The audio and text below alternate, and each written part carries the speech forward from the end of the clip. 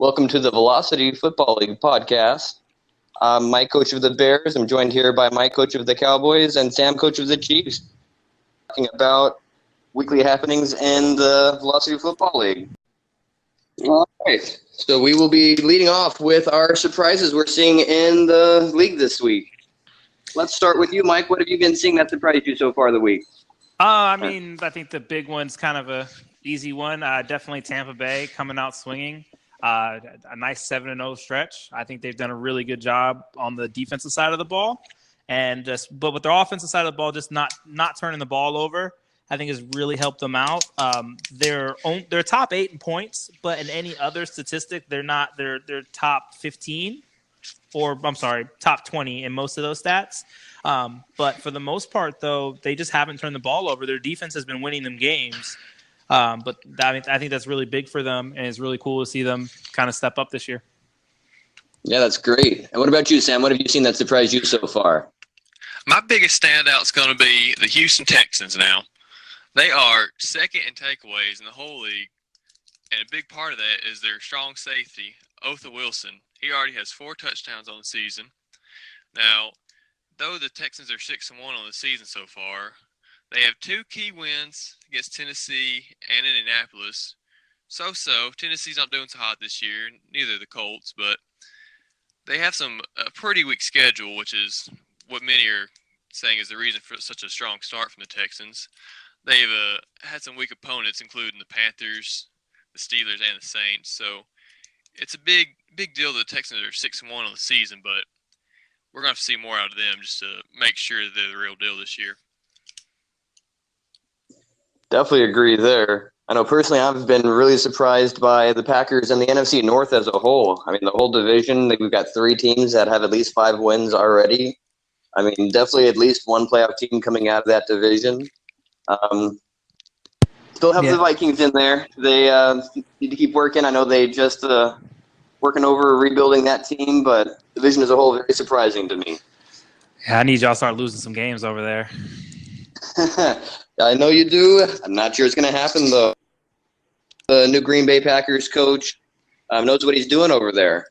Speaking of the Green Bay Packers, let's jump over to disappointments. Let's start with you there, Sam. I know you said you were a little bit disappointed by Green Bay this season. Yes, my disappointment of the week is Packers head coach Derek Harvey, who had to leave the league early, for he is now on trial for felony hit and run. It is reported that he rolled out of his driveway and struck a pedestrian and kept on going, knowing that he won't be returning to the league anytime soon, leaves many question marks for the Packers organization, especially. The Packers were having a very strong season. We'll see if the new head coach can keep up the same level of success. Who's your biggest disappointment this week, Mike? For sure, the biggest disappointment has got to be the Titans. They just made the playoffs 2 seasons in a row, and then all of a sudden to be winless. I think a lot of it has to do with that paperwork mishap that happened with Mitch Trubisky in the offseason, to where all of a sudden he accidentally got cut and the league didn't allow him to re-sign there. So he moved on, and they went and got Patrick Mahomes, and it just really hasn't clicked for them. Joe Mixon has definitely done okay with a solid 481 yards, but I think for them to be good, they needed a lot more defensive support. And right now their defense is pretty much bottom 20 in every statistic. And I haven't necessarily been able to see any of those games, so I don't know what it is. It looks like offensively they're still doing a lot of the same things, but something's happened on the defensive side of the ball where they're just not getting it done. I know a lot of it people want to contribute to the curse of Patrick Mahomes, but I just don't. Rankings, absolutely. Yeah, so next Monday, those are going to come out. We're going to get those printed out for you guys. As far as like big movers, I think definitely going to have to move the Packers around a little bit. Of course, the Dolphins will be moving a little bit. And these teams I'm talking about, of course, will be moving in the wrong direction. Personally, not trying to, toot my own horn or anything like that. I think I'm going to be moving up a little bit, not too much, just a little bit. But the Texans, for sure, I think is going to get a little bit of love too and move up too. What about you guys? I'm looking at the power rankings, definitely expecting to see the Packers take a couple of steps down after their loss to the Raiders.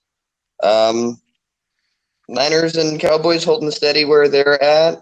I agree. Definitely a big win for the Bengals. I think they might take a step or two up over the Broncos. But really crowded middle of the field. For sure. I mean, definitely we'll see how those movements go here. I'm just going to go ahead and review what's going to happen here, and I'll post that, and we'll have something to discuss next week for sure.